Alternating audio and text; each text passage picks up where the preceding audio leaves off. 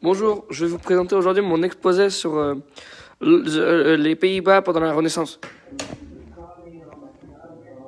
Alors, on a résumé, on va parler de Bourgondie à l'héritage espagnol, puis le protestantisme contre le catholicisme, puis le guerre de 80 ans, puis l'art durant les Pays-Bas.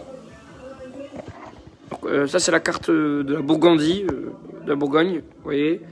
Le duché de Bourgogne était composé de le Champagne, aidé à Benelux, grâce au mariage entre Philippe le Hardi en 1369. 69. Les Habsbourg ont annexé le reste des Pays-Bas en 1477. C'est bon ça. Les Espagnols héritent des Habsbourg, de l'Empire Habsbourg en 1516. C'est bon ça.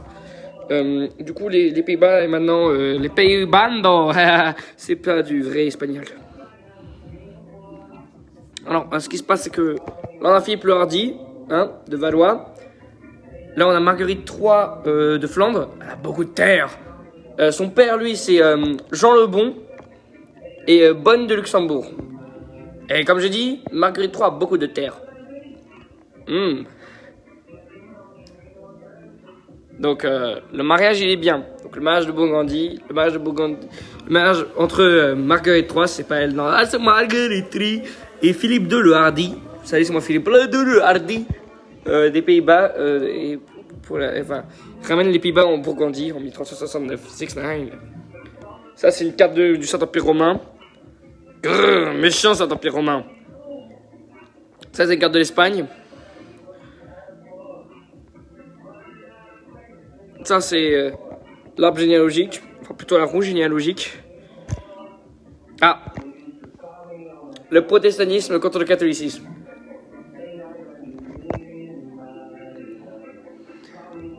Tout commence avec Pape Jean II et Martin Luther. Lui, il avait un rêve, pas un rêve qui ramène les blancs et les noirs ensemble, puisqu'il était antisémite. Alors, le pape, lui, compte de l'argent. Si on lui donne de l'argent, il donne de la foi chrétienne. Mais ça, c'est pas ce qui est écrit dans la Bible. Du coup, Martin Luther, il aime pas ça, Martin Luther. Et donc, au prime, il écrit ça sur une porte, qu'il aime pas ça. Et il a créé le protestantisme. Et les Pays-Bas, ils ont rejoint les protestants. Sauf que le Saint-Empire romain, eux, ils sont catholiques et ils aiment pas ça. Du coup, il y a eu la guerre. Alors, la guerre, ce qui s'est passé, c'est que on a Philippe II d'Espagne. Philippe II d'Espagne, lui, il brûle les protestants.